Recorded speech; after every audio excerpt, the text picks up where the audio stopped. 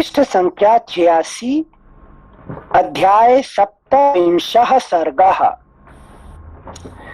त्रिजटा का स्वप्न, राक्षसों के विनाश और श्री रघुनाथ जी की विजय की शुभ सूचना। सीता ने जब ऐसी भयंकर बात कही तब वे राक्षसियां क्रोध से अचेत सी हो गईं और उनमें से कुछ उस दुरात्मा रावण से वह संवाद कहने के लिए चल दी। तत्पश्चात भयंकर दिखाई देने वाली वे राक्षसियां सीता के पास आकर पुनः एक ही प्रयोजन से संबंध रखने वाली कठोर बातें, जो उनके लिए ही अनर्थकारिणी थीं, कहने लगीं। पाप पूर्ण विचार रखने वाली अनार्य सीते, आज इसी समय ये सब राक्षसियां मौज के साथ तेरा यह मांस खाएंगी। उन दुष्ट निशाचरियों के द्वारा सीता को इस प्रकार डराई जाती देख बूढ़ी राक्षसी त्रिजटा, जो तत्काल सोकर उठी थी, उन सबसे कहने लगी। श्लोक संख्या 4 फिर से पढ़ रहे हैं। उन दुष्ट निशाचरियों के द्वारा सीता को इस प्रकार डराई जाती देख बूढ़ी राक्षसी त्रिजटा, जो तत्काल सोकर उठी थी, उन सबसे कहने लगी। नीच निशाचरियों, तुम लोग अपने आप को ही खा जाओ। राजा जनक की प्यारी बेटी तथा महाराज दशरथ की प्रिय पुत्र वधू सीता जी को नहीं खा सकोगी। आज मैंने बड़ा भयंकर और रोमांचकारी स्वप्न देखा है, जो राक्षसों के विनाश और सीतापति के अभ्युदय की सूचना देने वाला है। त्रिजटा के ऐसा कहने पर वे सब राक्षसियां, जो पहले क्रोध से मूर्छित हो रही थीं, भयभीत हो उठी और त्रिजटा से इस प्रकार बोली। अरे बताओ तो सही, तुमने आज रात में यह कैसा स्वप्न देखा है। उन राक्षसियों के मुख से निकली हुई यह बात सुनकर त्रिजटा ने उस समय वह स्वप्न संबंधी बात इस प्रकार कही। आज स्वप्न में मैंने देखा है कि आकाश में चलने वाली एक दिव्य शिबिका है। वह हाथी दांत की बनी हुई है। उसमें 1000 घोड़े जुते हुए हैं और श्वेत पुष्पों की माला तथा श्वेत वस्त्र धारण किए स्वयं श्री रघुनाथ जी लक्ष्मण के साथ उस शिबिका पर चढ़कर यहाँ पधारे हैं। आज स्वप्न में मैंने यह भी देखा है कि सीता श्वेत वस्त्र धारण किए श्वेत पर्वत के शिखर पर बैठी है और वह पर्वत, अगला पृष्ठ संख्या 87, और वह पर्वत समुद्र से घिरा हुआ है। वहां जैसे सूर्य देव से उनकी प्रभा मिलती है, उसी प्रकार सीता श्री रामचंद्र जी से मिली हैं। मैंने श्री रघुनाथ जी को फिर देखा। वे 4 दांत वाले विशाल गजराज पर, जो पर्वत के समान ऊंचा था, लक्ष्मण के साथ बैठे हुए बड़ी शोभा पा रहे थे। तदनंतर अपने तेज से सूर्य के समान प्रकाशित होते तथा श्वेत माला और श्वेत वस्त्र धारण किए वे दोनों भाई श्री राम और लक्ष्मण जानकी जी के पास आए। फिर उस पर्वत शिखर पर आकाश में ही खड़े हुए और पति द्वारा पकड़े गए उस हाथी के कंधे पर जानकी जी भी आ पहुंची। इसके बाद कमल नयनी सीता अपने पति के अंक से ऊपर को उछलकर चंद्रमा और सूर्य के पास पहुंच गई। वहां मैंने देखा वे अपने दोनों हाथों से चंद्रमा और सूर्य को पोंछ रही हैं, उन पर हाथ फेर रही हैं। फुटनोट: जो स्त्री या पुरुष स्वप्न में अपने दोनों हाथों से सूर्य मंडल अथवा चंद्र मंडल को छू लेता है, उसे विशाल राज्य की प्राप्ति होती है। जैसा कि स्वप्नाध्याय का वचन है, आदित्य मंडलम वापि चंद्रमंडलमेव वा स्वप्ने गृह्णाति हस्ताभ्याम राज्यम संप्राप्नुयान् महत्। गोविंदराज विरचित रामायण भूषण। गोविंदराज विरचित रामायण भूषण। Footnote ends. श्लोक संख्या 16।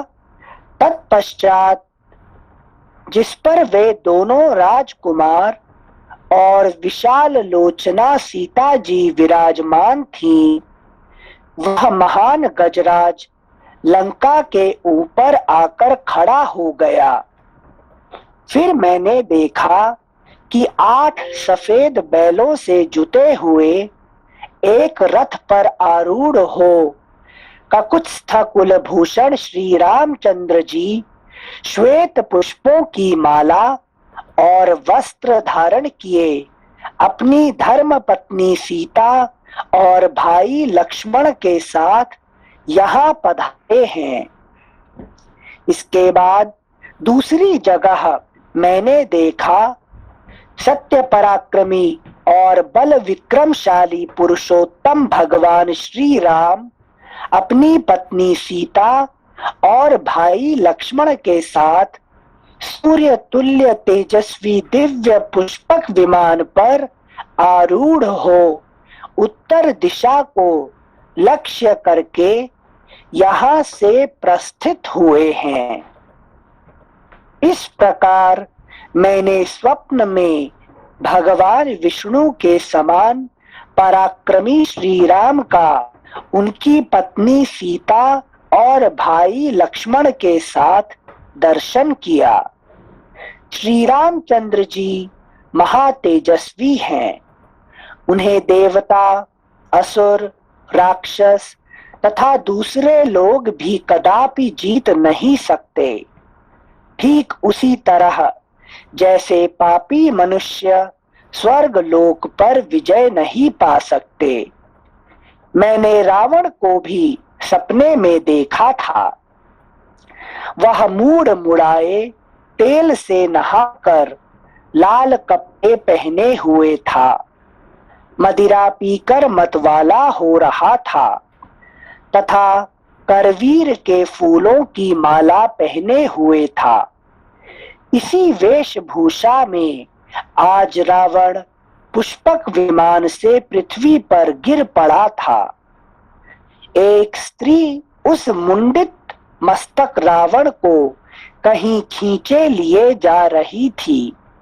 उस समय मैंने फिर देखा रावण ने काले कपड़े पहन रखे हैं। वह गधे जुते हुए रथ से यात्रा कर रहा था। लाल फूलों की माला और लाल चंदन से विभूषित था। तेल पीता, हंसता और नाचता था। पागलों की तरह उसका चित्त भ्रांत और इंद्रियां व्याकुल थीं। वह गधे पर सवार हो शीघ्रता पूर्वक दक्षिण दिशा की ओर जा रहा था। अगला पृष्ठ।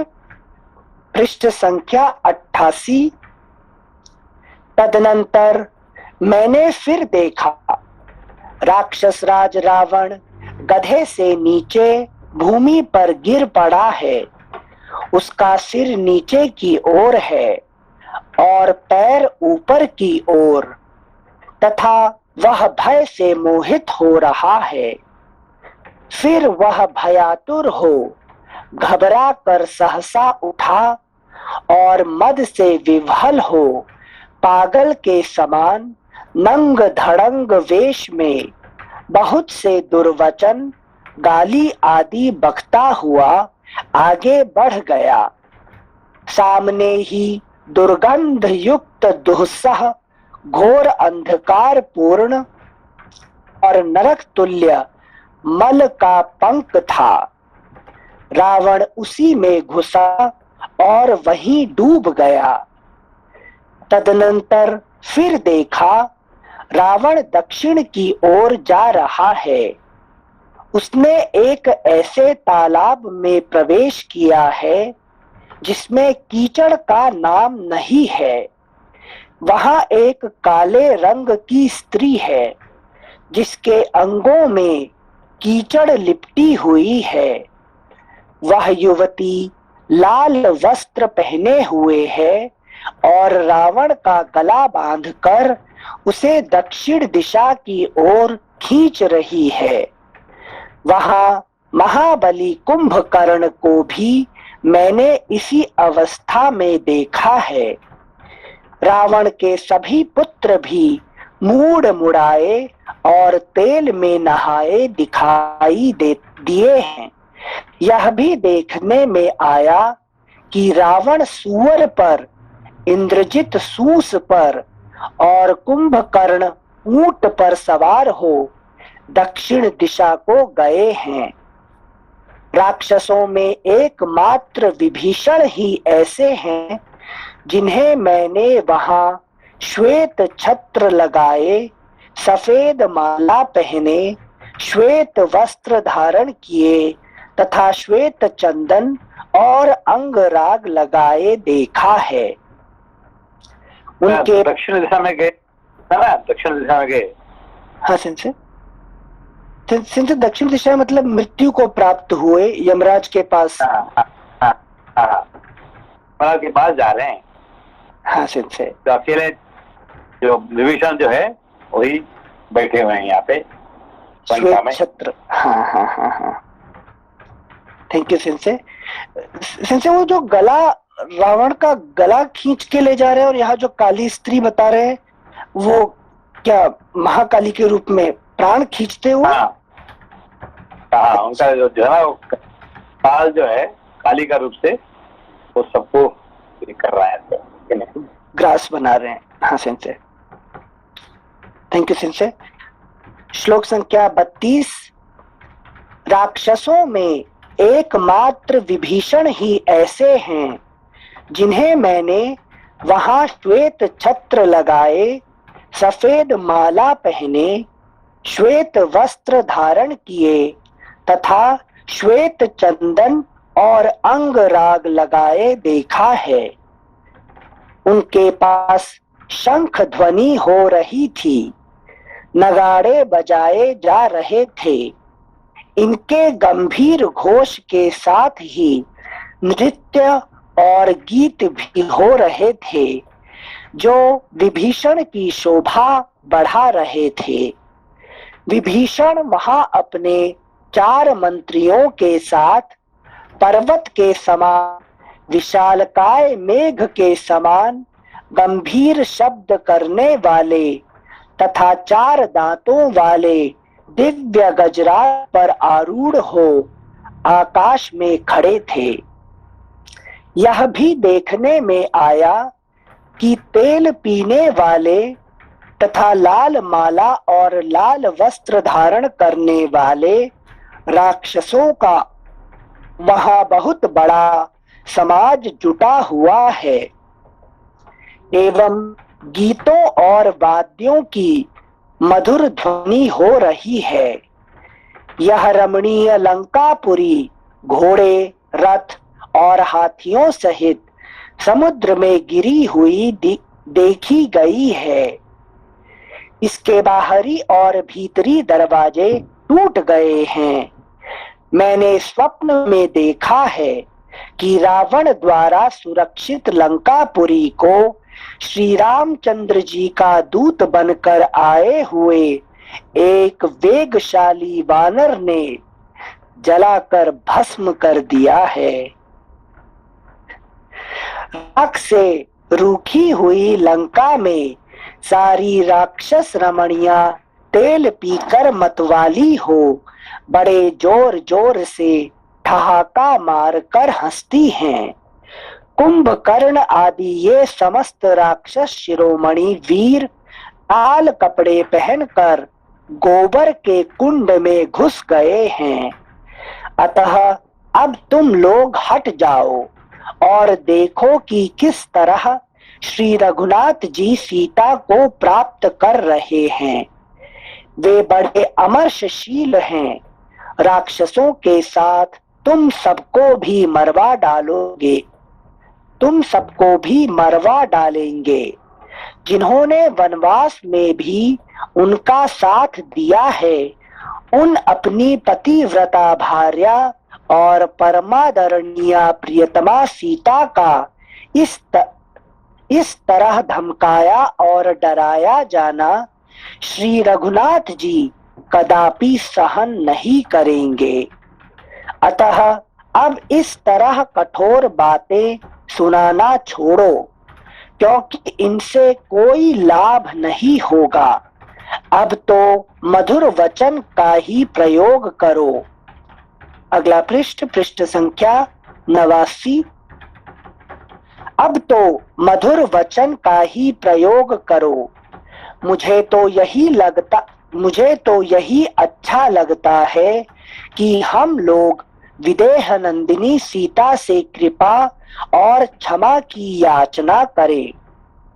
जिस दुखिनी नारी के विषय में ऐसा स्वप्न देखा जाता है, वह बहुसंख्यक दुखों से छुटकारा पाकर परम उत्तम प्रिय वस्तु प्राप्त कर लेती है।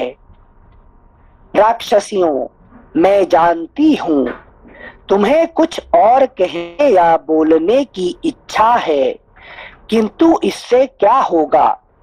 यद्यपि तुमने सीता को बहुत धमकाया है, तो भी इनकी शरण में आकर इनसे अभय की याचना करो, क्योंकि श्री रघुनाथ जी की ओर से राक्षसों के लिए घोर भय उपस्थित हुआ है। राक्षसियों, जनक नंदिनी मिथिलेश कुमारी सीता केवल प्रणाम करने से ही प्रसन्न हो जाएंगी। ये ही उस महान भय से तुम्हारी रक्षा करने में समर्थ हैं।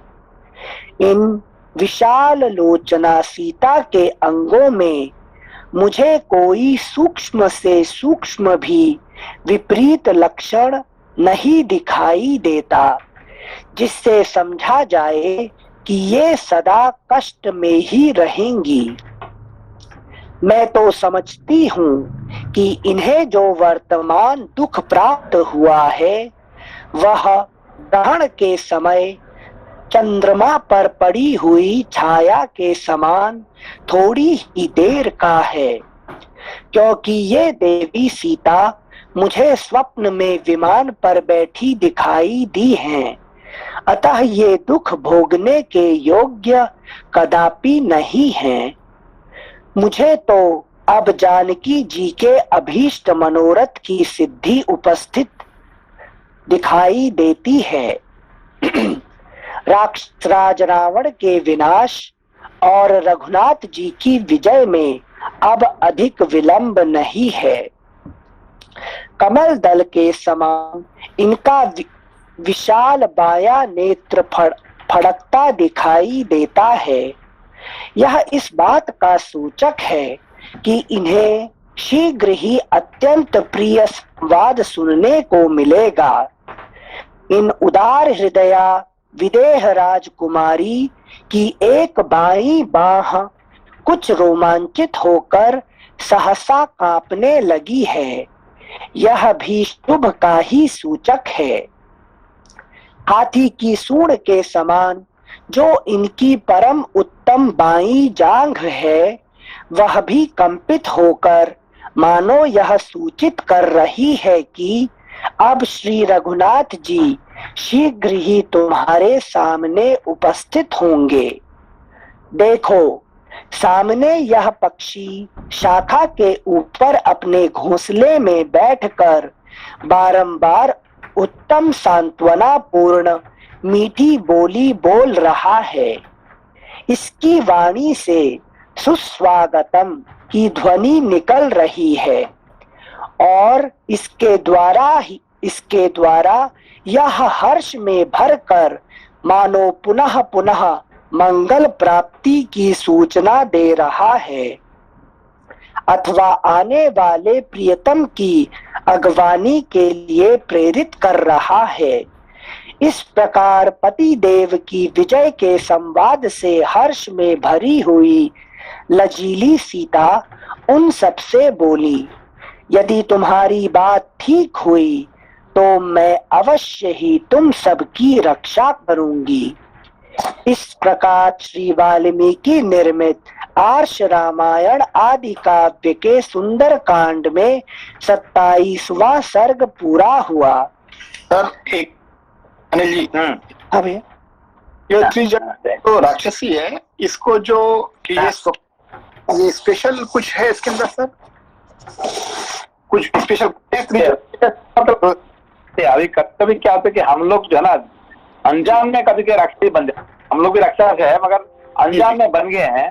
तो कभी कोई अच्छे है कि नहीं, अच्छे ये होने से अब देखिए अभी से अभी वो उठ के अभी तो सो रही थी, ठीक है ना, अभी सो के उठी है अभी, ठीक है ना, तो अभी उसको किसका सानिध्य मिल गया, हनुमान जी वहीं पे बैठे हुए हैं, उनका सानिध्य मिल गया उनको, हनुमान जी का आशीर्वाद मिल गया, तो उनका है कि नहीं, तो है कि नहीं, तो कभी कभी अच्छे मनुष्य भी है कि नहीं एंजॉय करने के लिए बन जाते हैं और वो समय पे बदल जाते हैं। जैसे अभी विभीषण जी राक्षसी है जी, तो विभीषण जी वो ठीक हो गए थे, ठीक है ना, विभीषण जी त्रिजट, वहां लंका में भी बहुत अच्छे अच्छे व्यक्ति थे और अयोध्या में भी मंथरा जैसे थे, एक मंथरा में अयोध्या में सारे देवता नहीं थे, वहां पे मंथरा भी थे और लंका में विभीषण और त्रिजटा जैसे महान व्यक्ति थे, ठीक है ना, और उनको सत्संग से और महान हो गए थे। अच्छा अच्छा, ये बात है, ठीक, thank you sir, thank you Anil, thank you भैया। जैसे त्रिजटा में क्या क्या है, सॉरी, त्रिजटा त्रिजटा क्या क्या है कि एक उसमें 3 जटा होता ना, हाँ, जटा मतलब क्या है, जैसे मैटेड लॉक्स जो बाल का ध्यान नहीं देते जब हम, तो क्या उसका मतलब क्या है कि बाल जो है हम बाल को क्या करते हैं, तो शैम्पू लगाते हैं, हाँ, तो कमिंग करते हैं, तो करने से वो बाल क्या सुंदर दिखता है, ठीक है ना, हाँ, तो उसको कुछ नहीं करेंगे तो जटा बन जाता है, ठीक है ना, हाँ, तो हमारे जिंदगी में 3 जटा है, मतलब उन्होंने अभी तक वो क्या कहते हैं एनलाइटनमेंट के लिए ध्यान नहीं दिए थे, धर्म के लिए ध्यान नहीं दिए थे, कर्म के लिए ध्यान नहीं दिए थे, तो वो रावण के साथ जुड़ गए थे, अब वो सब क्या है एक साथ छूट गया, अभी 3 जटा खोल गया उसका, ठीक है ना, ये बात है अभी। Thank you sensei, okay. तो मतलब धर्म अर्थ काम, ये इसमें मोक्ष है कि अच्छा, नहीं, तो मोक्ष भी ये नहीं कर रहा था, ठीक है ना। Thank you sensei. अगला पृष्ठ संख्या 90, 28। नमस्ते। हेलो, ये लास्ट में कहा गया है कि सीता जी सबको रक्षा करेंगे, सबको क्यों करेंगे, त्रिजटा को ही करना था, जो आप तो सबको करने, जो जिन्होंने ये बात मान लिए तो उनको रक्षा करेंगे, वो कह रहे कि आप लोग को मैं रक्षा करूंगा, मतलब अभी तक राक्षसी बने थे मगर अब ठीक हो गए, अच्छे हो गए, ठीक है ना। अभी राक्षसी किसको कहते हैं? जो धर्म, अर्थ और मोक्ष ये तीनों को छोड़ के जो काम में लगा रहता है उसको राक्षस कहते हैं, ठीक है ना। अभी तक वो अनजान में राक्षस बने थे, अब उनको ध्यान आ गया, 3 जटा उनको खोल गया, है कि नहीं। अर्थ, धर्म और मोक्ष ये 3 जटा उनको खोल जाने से अब वो राक्षस नहीं है, अब वो देवी बन गए, ठीक है ना। इसीलिए सीता जी कहते हैं मैं तुम्हें रक्षा करूंगा, ठीक है नहीं। Thank you sensei. पृष्ठ संख्या 90। सॉरी अनुजी, नमस्ते सेंसे। नमस्ते सेंसे, जो मतलब जो तब तक जो गलत रास्ते पे थे, अभी जो सही रास्ते पे आ जाएंगे उनके लिए भी ये लागू होता है ना? हाँ, अभी तक वो गलत रास्ता में जा रहे थे, अब वो सही रास्ता में आ गए। सही रास्ता में क्यों आए? हनुमान जी का वहां पे प्रवेश होने के कारण से ये सब राक्षस जो राक्षस अनजान बने थे वो सब सही रास्ता में आ गए। उनमें से विभीषण में 1 नंबर पे आ गए, त्रिजटा 2 नंबर पे आ गए, बाकी जो साथ में बैठे थे ये भी सब ठीक रास्ता में आ गए, ठीक है ना। ये सब अनजान में गलती कर रहे थे, ठीक है। सही। हाँ, thank you sensei. Thank you sensei. पृष्ठ संख्या 90, अध्याय 28 सर्गः। विलाप करती हुई सीता का प्राण त्याग के लिए उद्यत होना। पति के विरह के दुख से व्याकुल हुई सीता राक्षस राज रावण के उन अप्रिय वचनों को याद करके उसी तरह भयभीत हो गईं जैसे वन में सिंह के पंजे में पड़ी हुई कोई गजराज की बच्ची। राक्षसियों के बीच में बैठकर उनके कठोर वचनों से बारंबार धमकाई और रावण द्वारा फटकारी गई भीरू स्वभाव वाली सीता निर्जन एवं बीहड़ वन में अकेली छूटी हुई अल्पवयस्का बालिका के समान विलाप करने लगी। वे बोली, संत जन लोक में यह बात ठीक ही कहते हैं कि बिना समय आए किसी की मृत्यु नहीं होती। तभी तो इस प्रकार धमकाई जाने पर भी मैं पुण्यहीना नारी क्षण भर भी जीवित रह पाती हूँ। मेरा यह हृदय सुख से रहित और अनेक प्रकार के दुखों से भरा होने पर भी निश्चय ही अत्यंत दृढ़ है। इसीलिए वज्र के मारे हुए पर्वत शिखर की भांति आज इसके सहस्रों टुकड़े नहीं हो जाते। मैं इस दुष्ट रावण के हाथ से मारी जाने वाली हूँ, इसलिए यहाँ आत्मघात करने से भी मुझे कोई दोष नहीं लग सकता। कुछ भी हो, जैसे द्विज किसी शूद्र को वेद मंत्र का उपदेश नहीं देता, उसी प्रकार मैं भी इस निशाचर को अपने हृदय का अनुराग नहीं दे सकती। श्लोक संख्या 5 फिर से पढ़ रहे हैं।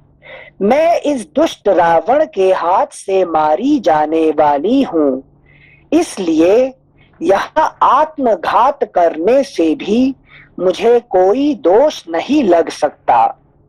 कुछ भी हो, जैसे किसी शूद्र को वेद मंत्र का उपदेश नहीं देता, उसी प्रकार मैं भी इस निशाचर को अपने हृदय का अनुराग नहीं दे सकती।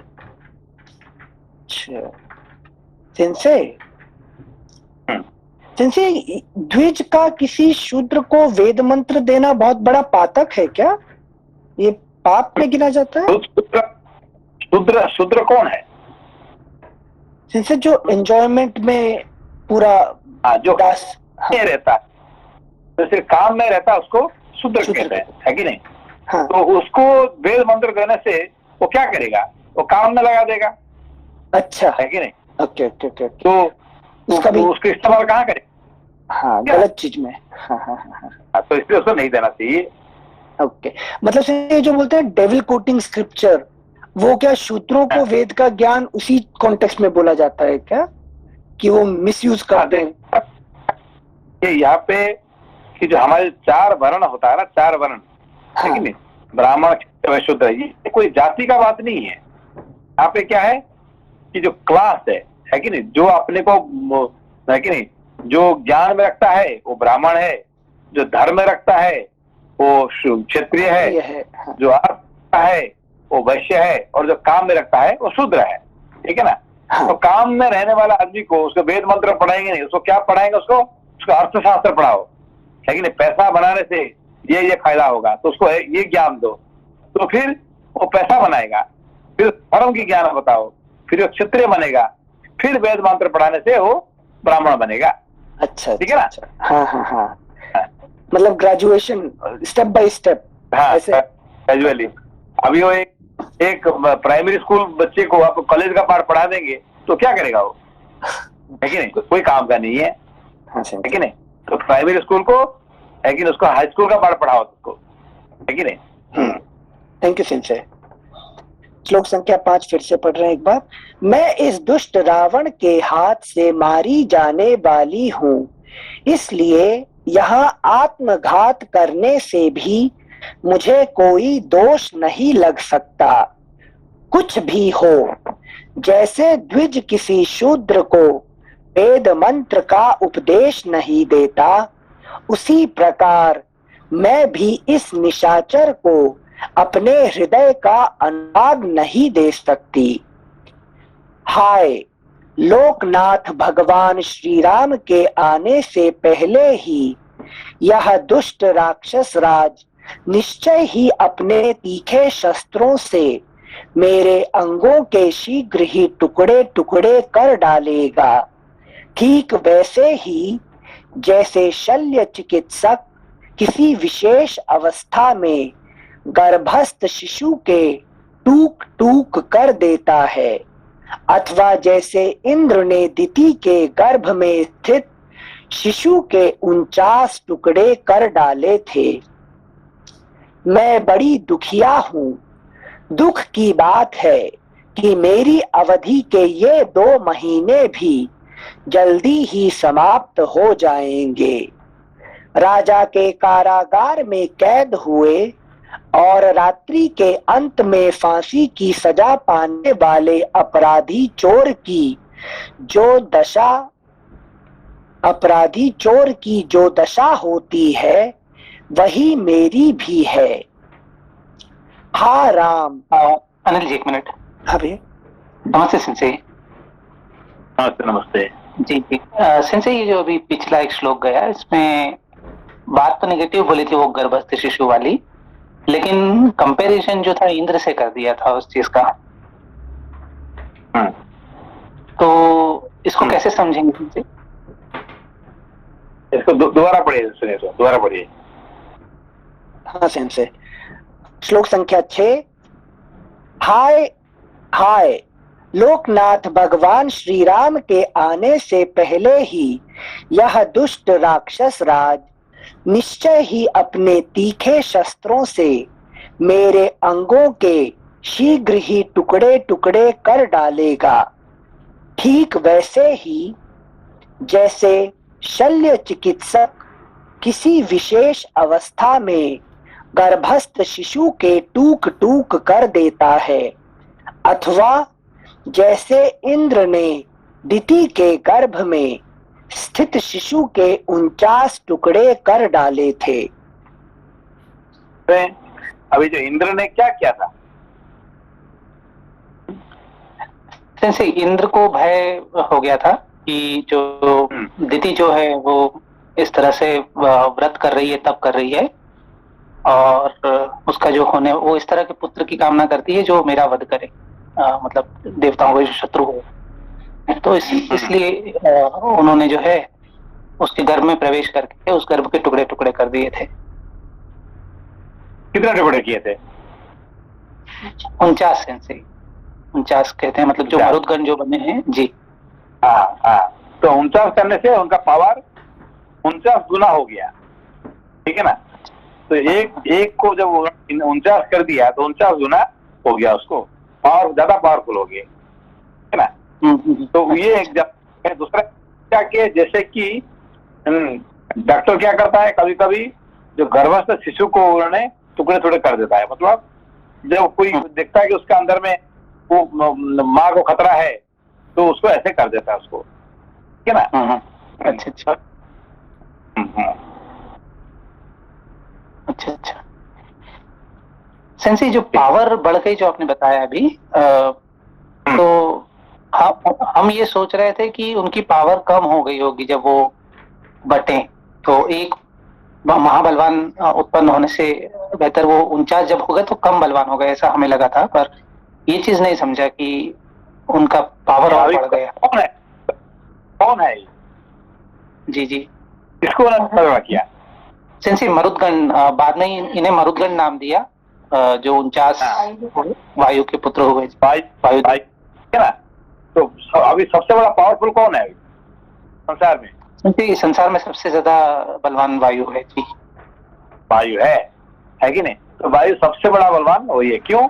क्योंकि वो 49 गुना पावर उनका पास है, एक नहीं दो नहीं, है कि नहीं। 49 पहले उन्होंने 7 किया, फिर 7 से फिर 7 तक 49 कर दिया, तो 49 उसका पावर 49 हो गया, है कि नहीं। तो अभी इंद्र से ज्यादा पावरफुल वायु का है कि नहीं। अच्छा, हाँ जी सेंसी, मतलब जिस तरह से अग्नि जो है वो 7 तरह की होती है और जो अश्विनी कुमार 2 होते हैं, उस तरह से ये इनका संख्या जो है वो सबसे ज्यादा है, सबसे ज्यादा है, ठीक है ना। अच्छा, इसलिए संसार में वायु से बढ़कर कोई पावरफुल नहीं है।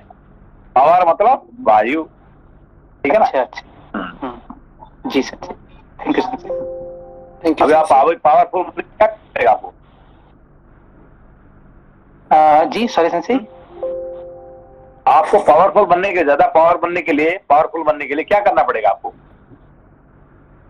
Sensi, we need to control our breath. जैसे आपने बताया था कि जिसका जो ब्रीथ पे जो कंट्रोल जिसका होता है, उसका फिजिकल प्राणायाम करो, है कि नहीं। वायु को जितने आप काम में लगा सकते हैं तो वही जल सबसे बड़ा पावरफुल होता है कि नहीं। सबसे बड़ा प्लेयर कौन होता है? जो वायु को ज्यादा काम में लगा सकता है, ठीक है ना। जी सेंसी, जी thank you sensei. Thank you sensei. वायु को काम में लगाना मतलब? अभी जो स्पोर्ट्समैन होता है ना, स्पोर्ट्समैन, उनका पावर कहाँ से रहता है? Where is the power of sportsman? वायु, प्राण, प्राणा, नहीं? प्राण, उनका प्राण। क्योंकि जो दौड़ते हैं ये प्राण की वजह से, जो भी आप कर्म करते हैं इसके वजह से, प्राण की वजह से। याद है आपको? जी सेंसे जी, हाँ जी सेंसे। आपका बॉडी का अंदर भी जो भी काम हो रहा है ये किसके बल से? प्राण वायु की वजह से। प्राण वायु की वजह से, ठीक है। हमारे 5 प्राण मेन प्राण है, 5 प्राण जो है मेन है, और 5 उप प्राण है, ठीक है ना। तो सारे प्राण, हम कहते हैं ना कि भाई जब तक प्राण वायु है तब तक जान है, तब तक आप जिंदा है। तो जिंदा रहने का मतलब क्या है? प्राण है। प्राण क्या है? ये वायु का आगे है कि नहीं? जी सेंसे जी। Living the life is because of the prana, all the power because of the prana, all the activities because of the prana, है कि नहीं। बिना प्राण से आपको कुछ नहीं कर सकते हैं। ये सब पावर, जितने पावर आप कहते हैं ना, एनर्जी पावर, ये सब किसके बल है? ये सब वायु का, है कि नहीं, ठीक है ना। जी सेंसे। प्राण किसको कहते हैं?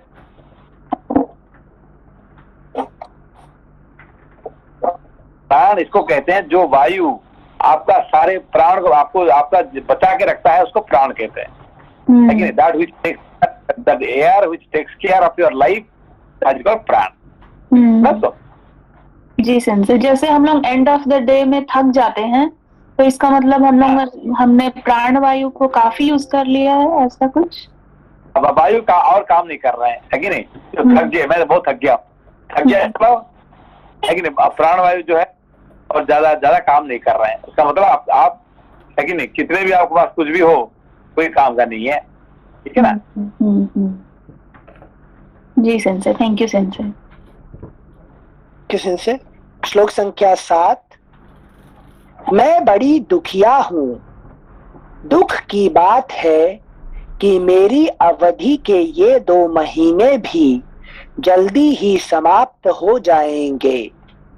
राजा के कारागार में कैद हुए और रात्रि के अंत में फांसी की सजा पाने वाले अपराधी चोर की जो दशा होती है वही मेरी भी है।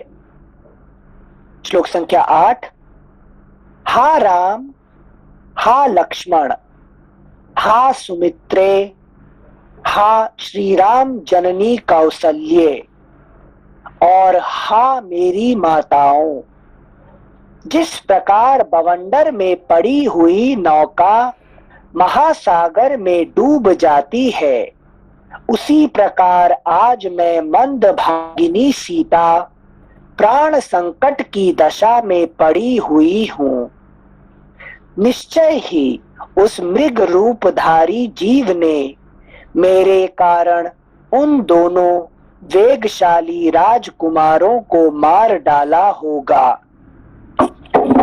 जैसे 2 श्रेष्ठ सिंह बिजली से मार दिए जाएं, वही दशा उन दोनों भाइयों की हुई होगी। अवश्य ही उस समय काल ने ही मृग का रूप धारण करके मुझ मंदभागिनी को लुभाया था, जिससे प्रभावित हो। अगला पृष्ठ संख्या 91।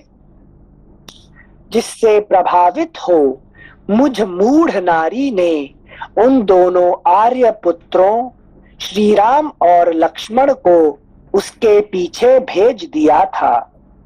श्लोक संख्या 11। हा सत्यव्रतधारी महाबाहु श्री राम, हा पूर्ण चंद्रमा के समान मनोहर मुख वाले रघुनंदन, हा जीव जगत के हितैषी और प्रियतम। आपको पता नहीं है कि मैं राक्षसों के हाथ से मारी जाने वाली हूँ। मेरी यह अनन्योपासना, क्षमा, भूमि शयन, धर्म संबंधी नियमों का पालन और पतिव्रत परायणता, ये सब के सब कृतघ्नों के प्रति किए गए मनुष्यों के उपकार की भांति निष्फल हो गए। प्रभो, यदि मैं अत्यंत कृश और कांतिहीन होकर आपसे बिछुड़ी ही रह गई तथा आपसे मिलने की आशा खो बैठी, तब तो मैंने जिसका जीवन भर आचरण किया है वह धर्म मेरे लिए व्यर्थ हो गया, और यह एक पत्नी व्रत भी किसी काम नहीं आया। सिंसे यहाँ जो सीता जी जो आर्त भाव को प्राप्त हो रही है, मतलब ये सिर्फ आदि भौतिक लेवल पे इसे समझेगा, लीला कर रहे हैं सिर्फ, ऐसा ही सोच के ना। ये नहीं, अभी जब तक आपका ये ऐसे भावना नहीं आता है तो आप ऊपर नहीं जा सकते ना, है कि नहीं। ऐसे भावना जब आपको जो आर्त भाव नहीं होता है तो आप आगे नहीं बढ़ पाएंगे जिंदगी में, ठीक है ना। दैट इज आल्सो नेसेसरी, है कि नहीं। आप संसार खुश हो जाएंगे, जो भी है ठीक, जो मिल रहा है आई एम हैप्पी, तो हैप्पी हो जाएंगे तो फिर आपको आगे नहीं बढ़ पाएंगे। अच्छा अच्छा अच्छा, हाँ हाँ हाँ। जैसे मतलब ये हमें ऐसा लग रहा है जैसे क्या बोलते हैं, डिप्रेशन, एक बार सिचुएशन से हताश होना जिसे कहते हैं। डिप्रेशन, ये इसको है कि नहीं, ये इसको आपको क्या कहते हैं, ऊपर उठने के लिए ऐसे आर्त भाव भी जरूरी है, ठीक है ना। अच्छा अच्छा, thank you sensei. I am not happy with the situation, है कि नहीं। तो ऐसे हो गए तो फिर आप आगे ऊपर जा सकते हैं। अच्छा, थैंक यू सिंसे, अंडरस्टूड। मतलब ये हमें लगा जैसे हम कई बार डिप्रेस हो जाते हैं सिचुएशन में पढ़ के। तो सीता जी तो राम का साथ, शांति की अवस्था, तो आदि भौतिक में लीला संवरण में समझ में आ रहा है, लेकिन जो शब्द कह रहे हैं वो ऐसे ही जब हम, हाँ लीला के लिए तो वो तो है ही है। अच्छा, मगर अभी जैसे कि अभी हमारा प्रॉब्लम कहाँ पे है? वी आर हैप्पी व्हाट हमारा सक्सेस हो गया, हमारा पैसा मिल गया, घर मिल गया, फैमिली मिल गया, सब मिल गया, तो आई एम वेरी हैप्पी। तो वो हैप्पी होने से क्या होगा कि आगे राम है कि नहीं? तो राम जी को प्राप्ति करने के लिए ये सब I am not happy with this thing, then only Ram can get Ram. हाँ हाँ हाँ हाँ, आप राम को चाहिए कि संसार को चाहिए? है कि नहीं? हैप्पी विद संसार तो राम को मिलेंगे नहीं, है ना? हाँ है कि नहीं? हाँ सिंसे, थैंक यू सिंसे। नमस्कार। आप एक बार बोले थे कि जो सांसारिक चीज मिल रहा है उससे खुश रहना चाहिए, और जो पारमार्थिक है, जो ज्ञान के विषय हो या मोक्ष के विषय हो, उसमें कभी संतुष्ट नहीं होना चाहिए। इससे आपका जरूर प्रोग्रेस होगा। नहीं, अभी जो संसार में अभी जो मिला है आपको, कि आपको फैमिली मिल गया, आपको अच्छा नौकरी मिल गया, आपको अच्छा पैसा मिल गया, घर मिल गया, तो आई एम वेरी हैप्पी। तो वेरी हैप्पी मतलब तो फिर आप डूब गए ना संसार में, है कि नहीं? नहीं, ये सब मैं खुश नहीं हूँ, है कि नहीं? आई एम नॉट हैप्पी, है कि नहीं? जब तक मुझे राम नहीं मिले तो फिर क्या, इससे क्या हैप्पी क्या दिखाएगा अपने को, है कि नहीं? ऐसा तो मृत्यु आ जाने वाला है कि नहीं? बहुत जल्दी। तिरजट ने क्या कहा, क्या कही? आप बहुत देखिए सब जा रहे हैं, सब है कि नहीं, ये सब दक्षिण दिशा में सब जा रहे हैं, सब बहुत खुश है, they are very happy in the world, ठीक है ना? कुंभकर्ण इज वेरी हैप्पी, वो खा पी के सो रहे हैं, आनंद कर रहे हैं, है कि नहीं? रावण पूरा दुनिया को पवार दिखा के वो भी खुश है, मगर अभी बहुत जल्दी वो सब जाने वाले हैं दक्षिण दिशा में, है कि नहीं? हाँ, thank you सिंसे, thank you sensei. श्लोक संख्या 13 फिर से पढ़ रहे हैं। प्रभो, यदि मैं अत्यंत कृश और कांतिहीन होकर आपसे बिछुड़ी ही रह गई तथा आपसे मिलने की आशा खो बैठी, तब तो मैंने जिसका जीवन भर आचरण किया है वह धर्म मेरे लिए व्यर्थ हो गया। और देखो अभी सीता जी को और क्या कमी है? सिर्फ राम जी की कमी है जिनसे तो सब कुछ अभी हो गया ना। अभी देखो रावण का सब कुछ, लंका में उनको सोने का घर मिल गया, है कि नहीं? वो सारे देखभाल करने के नौकरानी मिल गए, इतना सब कुछ मिल गया ना। अभी क्या कमी है? खाने जो खा सकते हैं, जो पी सकते हैं, जो कपड़ा पहन, रावण ने कह दिया ना कि जो चाहिए तुम एंजॉय करो। रावण का जो कुछ है तुम आपका मालकानी हो, है कि नहीं? You enjoy your life. तो फिर शिशु ने हैप्पी, है कि नहीं? अभी राम से क्या चाहिए? राम तो वैसे जंगल में रहने वाले है कि नहीं? और राम से जो सुख नहीं मिला है वो रावण से मिल रहा है, तो खुशी कहाँ पे है कि नहीं? नहीं, यहाँ मुझे खुशी नहीं है। चाहे राम जी जंगल में क्यों न रहे, फल मूल खा के जंगल में भटकते रहे, तो भी मेरा पति राम है, मेरा पति रावण नहीं है। ये हमारा भावना होना चाहिए। Thank you sir. तभी संसार से मुक्ति हो सकती है, अदरवाइज फंस जाएंगे। संसार में खुश हो गए कि हमको सब कुछ मिल गया, तो इसीलिए हमारा सबसे बड़ा दोस्त कौन है? त्रिशूल, है कि नहीं? त्रिशूल जब तक जितना हमको लगेगा इतने ही हम संसार से बाहर निकलेंगे, और त्रिशूल हमारा साथ नहीं देगा तो हम संसार से बाहर निकल नहीं सकते, है कि नहीं? Yes sensei, thank you sensei. श्लोक संख्या 13 फिर से पढ़ रहे हैं। प्रभो, यदि मैं अत्यंत कृश और कांतिहीन होकर आपसे बिछुड़ी ही रह गई तथा आपसे मिलने की आशा खो बैठी, तब तो मैंने जिसका जीवन भर आचरण किया है वह धर्म मेरे लिए व्यर्थ हो गया, और यह एक पत्नी व्रत भी किसी काम नहीं आया। मैं तो समझती हूँ आप नियमानुसार पिता की आज्ञा का पालन करके अपने व्रत को पूर्ण करने के पश्चात जब वन से लौटेंगे तब निर्भय एवं सफल मनोरथ हो विशाल नेत्रों वाली बहुत सी सुंदरियों के साथ विवाह करके उनके साथ रमण करेंगे। किंतु श्री राम, मैं तो केवल आप में ही अनुराग रखती हूँ। मेरा हृदय चिरकाल तक आपसे ही बंधा रहेगा। मैं अपने विनाश के लिए ही आपसे प्रेम करती हूँ। मैं अपने विनाश के लिए ही आपसे प्रेम करती हूँ। अब तक मैंने तप और व्रत आदि जो कुछ भी किया है वह मेरे लिए व्यर्थ सिद्ध हुआ है। उस अभीष्ट फल को ना देने वाले धर्म का आचरण करके अब मुझे अपने प्राणों का परित्याग करना पड़ेगा।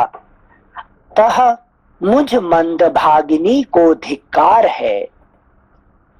मैं शीघ्र ही किसी तीखे शस्त्र अथवा विष से अपने प्राण त्याग दूंगी, परंतु इस राक्षस के यहाँ मुझे कोई विष या शस्त्र देने वाला भी नहीं है।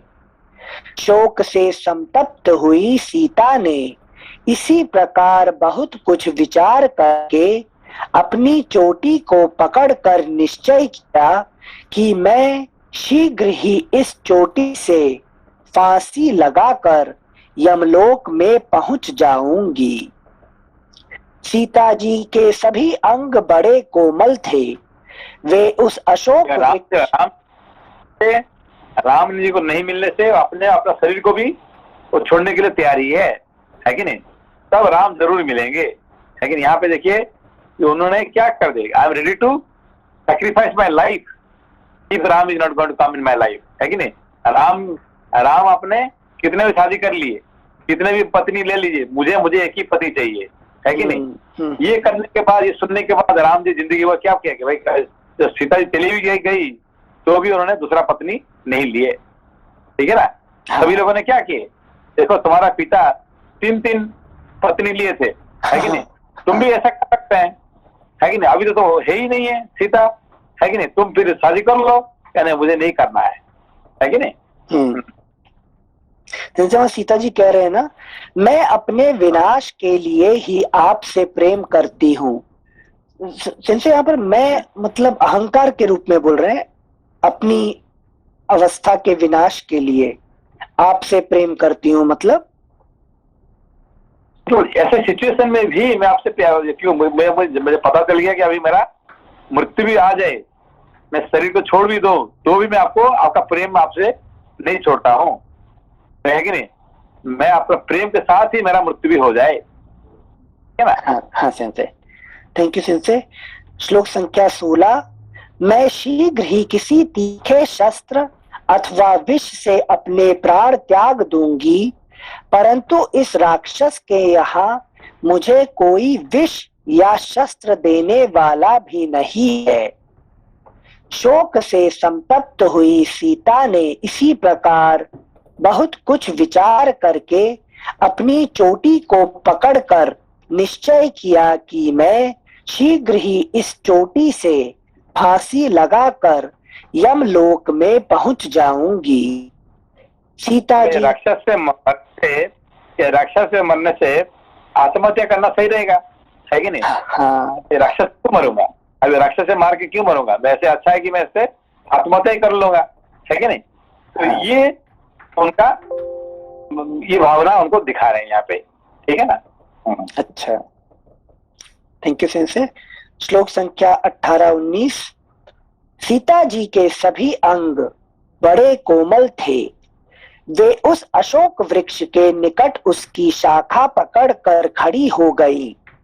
इस प्रकार प्राण त्याग के लिए उद्यत हो जब वे श्री राम, लक्ष्मण और अपने कुल के विषय में विचार करने लगी, उस समय शुभांगी सीता के समक्ष ऐसे बहुत से लोक प्रसिद्ध श्रेष्ठ शकुन प्रकट हुए जो शोक की निवृत्ति करने वाले और उन्हें ढाढ़स बंधाने वाले थे। उन शकुनों का दर्शन और उनके शुभ फलों का अनुभव उन्हें पहले भी हो चुका था। इस प्रकार श्री वाल्मीकि निर्मित आर्ष रामायण आदि काव्य के सुंदर कांड में 28वां सर्ग पूरा हुआ। अगला पृष्ठ संख्या 92। 39 सर्गः। सीता जी के शुभ शकुन। इस प्रकार अशोक वृक्ष के नीचे आने पर बहुत से शुभ शकुन प्रकट हो उन व्यथित हृदया सती साध्वी हर्ष शून्य दीन चित्त तथा शुभ लक्षणा सीता का उसी तरह सेवन करने लगे जैसे श्री संपन्न पुरुष के पास सेवा करने वाले लोग स्वयं पहुंच जाते हैं। उस समय सुंदर केशों वाली सीता का बाकी बरौनियों से घिरा हुआ परम मनोहर काला श्वेत और विशाल बायां नेत्र फड़कने लगा जैसे मछली के आघात से लाल कमल हिलने लगा हो। साथ ही उनकी सुंदर प्रशंसित गोलाकार मोटी बहुमूल्य काले अगुरु और चंदन से चर्चित होने योग्य तथा परम उत्तम प्रियतम द्वारा चिरकाल से सेवित बाईं भुजा भी तत्काल फड़क उठी। फिर उनकी परस्पर जुड़ी हुई दोनों जांघों में से एक बाईं जांघ जो गजराज की सूंड के समान पीन मोटी थी बारंबार फड़क कर मानो यह सूचना देने लगी कि भगवान श्री राम तुम्हारे सामने खड़े हैं। तत्पश्चात अनार के बीज की भांति सुंदर दांत मनोहर गात्र और अनुपम नेत्र वाली सीता का जो वहां वृक्ष के नीचे खड़ी थी सोने के समान रंग वाला किंचित मलिन रेशमी पीतांबर तनिक सा खिसक गया और भावी शुभ की सूचना देने लगा। इनसे तथा और भी अनेक शकुनों से जिनके द्वारा पहले भी मनोरथ सिद्धि का परिचय मिल चुका था प्रेरित हुई सुंदर भौहों वाली सीता उसी प्रकार हर्ष से खिल उठी जैसे हवा और धूप से सूख कर नष्ट हुआ बीज वर्षा के जल से सिंच कर हरा हो गया हो। उनका बिंब फल के समान लाल ओठों सुंदर नेत्रों मनोहर भौहों रुचिर केशों बाकी बरौनियों तथा श्वेत उज्ज्वल दांतों से सुशोभित मुख राहु के ग्रास से मुक्त हुए चंद्रमा की भांति प्रकाशित होने लगा। उनका शोक जाता रहा, सारी थकावट दूर हो गई, मन का ताप शांत हो गया और हृदय हर्ष से खिल उठा। उस समय आर्या सीता शुक्ल पक्ष में उदित हुए शीत रश्मि चंद्रमा से सुशोभित रात्रि की भांति अपने मनोहर मुख से अद्भुत शोभा पाने लगी। इस प्रकार श्री वाल्मीकि निर्मित आर्ष रामायण आदि काव्य के सुंदर कांड में 29वां सर्ग पूरा हुआ। अगला पृष्ठ संख्या 93। 30 सर्गः। सीता जी से वार्तालाप करने के विषय में हनुमान जी का विचार करना। पराक्रमी हनुमान जी ने भी सीता जी का विलाप, त्रिजटा की स्वप्न चर्चा तथा राक्षसी की डांट डपट ये सब प्रसंग ठीक ठीक सुन लिए। सीता जी ऐसी जान पड़ती थी मानो नंदन वन में कोई देवी हो। उन्हें देखते हुए वानर वीर हनुमान जी तरह तरह की चिंता करने लगे। जिन सीता जी को हजारों लाखों वानर समस्त दिशाओं में ढूंढ रहे हैं, आज उन्हें मैंने पा लिया। जिन सीता जी को हजारों लाखों वानर समस्त दिशाओं में ढूंढ रहे हैं, आज उन्हें मैंने पा लिया। मैं स्वामी द्वारा नियुक्त दूत बनकर गुप्त रूप से शत्रु की शक्ति का पता लगा रहा था। इसी सिलसिले में मैंने राक्षसों के तारतम्य का, इस पुरी का तथा इस राक्षस राज रावण के प्रभाव का भी निरीक्षण कर लिया। श्री सीता जी असीम प्रभावशाली तथा सब जीवों पर दया करने वाले भगवान श्री राम की भार्या हैं। ये अपने पति देव का दर्शन पाने की अभिलाषा रखती हैं, अतः इन्हें सांत्वना देना उचित है। इनका मुख पूर्ण चंद्रमा के समान मनोहर है। इन्होंने पहले कभी ऐसा दुख नहीं देखा था, परंतु इस समय दुख का पार नहीं पा रही हैं, अतः मैं इन्हें आश्वासन दूंगा। ये शोक के कारण अचेत सी हो रही हैं। यदि मैं इन सती साध्वी सीता को सांत्वना दिए बिना ही चला जाऊंगा, तो मेरा वह जाना दोष युक्त होगा। मेरे चले जाने पर अपनी रक्षा का कोई उपाय न देखकर ये यशस्विनी राजकुमारी जानकी अपने जीवन का अंत कर देंगी। पूर्ण चंद्रमा के समान मनोहर मुख वाले महाबाहु श्री रामचंद्र जी भी सीता जी के दर्शन के लिए उत्सुक हैं। जिस प्रकार उन्हें सीता का संदेश सुनाकर सांत्वना देना उचित है, उसी प्रकार सीता को भी उनका संदेश सुनाकर आश्वासन देना उचित होगा। परंतु राक्षसियों के सामने इनसे बात करना मेरे लिए ठीक नहीं होगा। ऐसी अवस्था में यह कार्य कैसे संपन्न करना चाहिए, यही निश्चय करना मेरे लिए सबसे बड़ी कठिनाई है। यदि इस रात्रि के बीतते बीतते मैं सीता को सांत्वना नहीं दे देता हूँ, तो ये सर्वथा अपने जीवन का परित्याग कर देंगी, इसमें संदेह नहीं है।